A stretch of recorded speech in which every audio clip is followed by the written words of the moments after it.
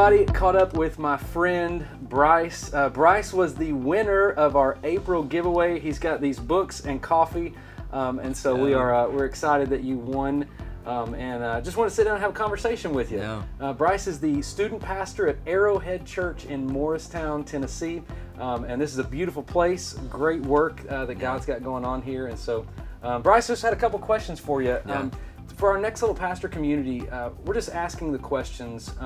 What was something in your ministry that was a game changer? Yeah, it's a hard question because for me, like, there's so many game changers that I can think of, and just throughout the course of the time that I've been in ministry, which it's not long, and so things just change and are challenging, and ministry's hard, and I've learned that the hard way, and so like I think most of us have, but.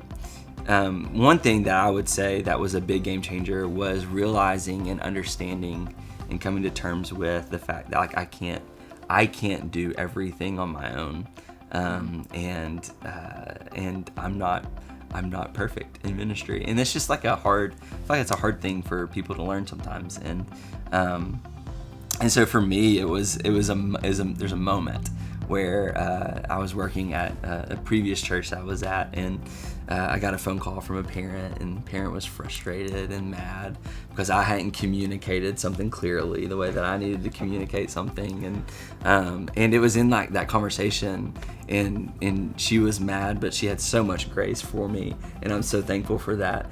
But it was that moment of where, like, oh wait, like, she's right. And I was wrong, and I did kind of mess up in this, and so, you know, it was in that moment where I realized, like, I need help, and from the standpoint of, like, there are just certain things that I'm not good at and I can't do, and so, you know, being here in this ministry context, I have an awesome team that I work with, and it's been so cool just to see how like the Lord has gifted me in certain ways, and how, like, I can thrive whenever I'm using the gifts and the talents and the abilities that He's given me, and then I can also help empower and give away things that I'm not good at. And what's cool is in those moments where other people are getting to do those things, they can thrive.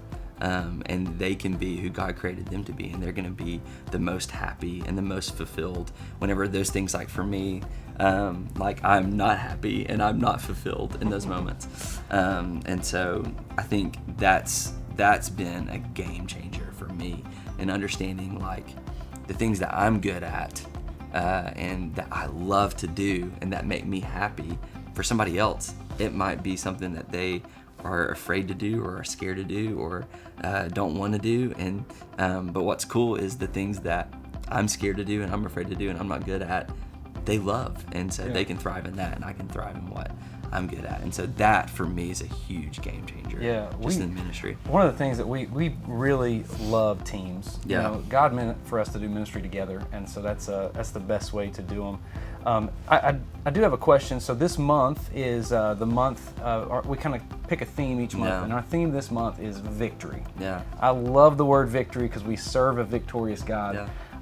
When I say victory, what in ministry do you think about? What comes to your mind? So there's so many things that pop into my mind whenever I think about victories, and you know, the easiest is, like, whenever you just think about goals and things that you set, and seeing like whenever you can physically see, like, results happen. But what's been cool for me is just learning over the course of ministry is the victories that, like, are kind of unseen and go unnoticed. And so, like, for me, for the year, I've set out just different goals that I have in my ministry. And so some of those are goals that are vocational, that have to do with ministry and are easily and sometimes not easily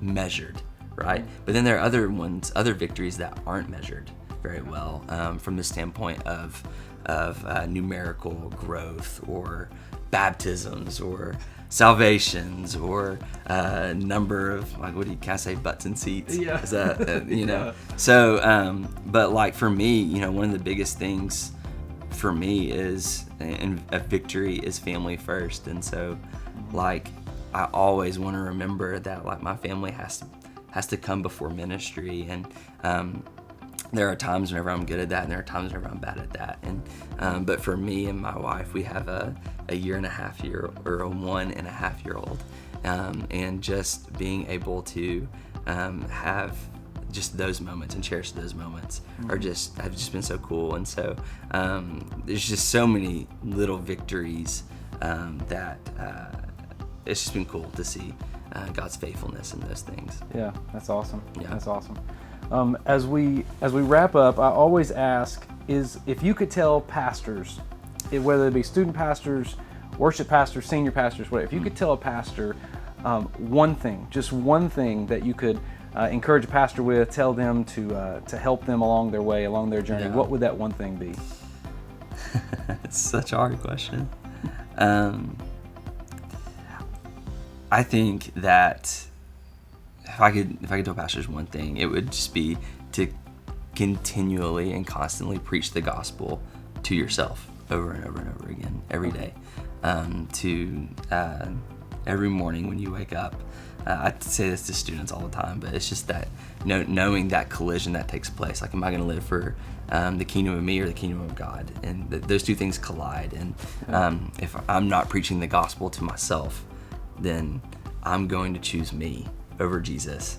And unfortunately, that happens just all too often in all of our lives. And so, the best way that we can fight that is remembering and preaching the gospel to ourselves. And so I think that would probably be the one thing that I would say. Yeah, that's good. That's good. Well, Bryce, I appreciate you, man. Thank you for our friendship, and I enjoy watching and seeing what God does in your life and in the life of your family, and just all the joy that He's put in you and that victory. And that's one of the things about, preaching the gospel to yourself. We serve a God who won our hearts. That's right. I mean, that's good. It's good to know that my God wins every battle He goes into. Right. And there was a battle for my soul, and He won it. And the gospel is how that happens. So, thank you, man, for hanging out with me for just a minute, and thank you. Let us know in the comments, and let us know how Bryce has encouraged you, and encourage one another. And we'll see you next time.